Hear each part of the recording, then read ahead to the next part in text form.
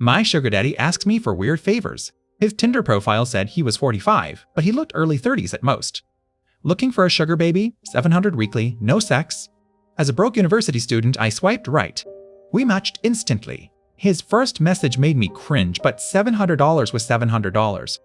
I swallowed my pride and replied. He asked for my Venmo and sent the money within minutes.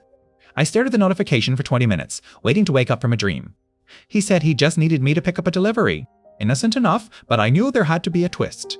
No one pays that much for a package. He gave me an address and told me to drop it off at his house. He wasn't home, but there was a key under a flower pot. Lock the door both times, he insisted. The pickup address was an abandoned house with a broken fence, surrounded by nicer homes. It stuck out like a sore thumb. A huge man, covered in tattoos, filled the doorway. He asked if I was there for jack shit. I froze and didn't move from the sidewalk. He brought out a cardboard box, stained and damp.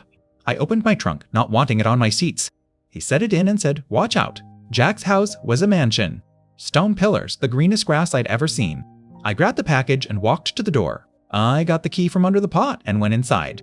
I thought locking the door behind me was overkill, but something made me do it anyway. I set the package down and was about to leave when I heard a phone ringing. My own phone buzzed with a text, "Don't answer any calls that aren't from Marvin." I followed the sound to an office. The caller ID said, "Jack." That was odd. I decided not to answer, just to be safe, and left, locking the door again. I did a few more favors for Jack. Drove a BMW to a park, then drove a different car back. Met an employee for a briefcase. He said I'd better not look inside. He asked me to drive to that first house and stay with Julio the Giant for hours. I made around $3,500 total, but I never met Jack in person. Then he asked me to stay overnight at his mansion. He wasn't there. $1,000 to sleep in an empty house with a ringing phone. I woke up to a text from him, "I need you to stay another night." He said he'd pay me another $1,000. I felt trapped, but I needed the money. The favors were getting weirder and more frequent. I was starting to realize I wasn't just a delivery girl. I was a decoy, a distraction, something else entirely. One night, I heard the office phone ring again. I ignored the text and picked it up. It was Jack. He didn't say hello. He just asked, "Did you lock the door?" I realized the locks weren't to keep people out.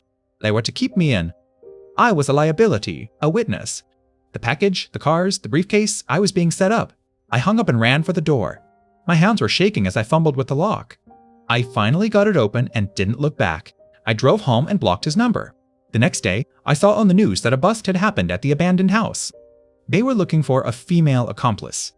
I wasn't the sugar baby. I was a pawn in a criminal operation. The money in my bank account felt like evidence now, not freedom. I never told anyone. I just deleted the texts and pretended it never happened.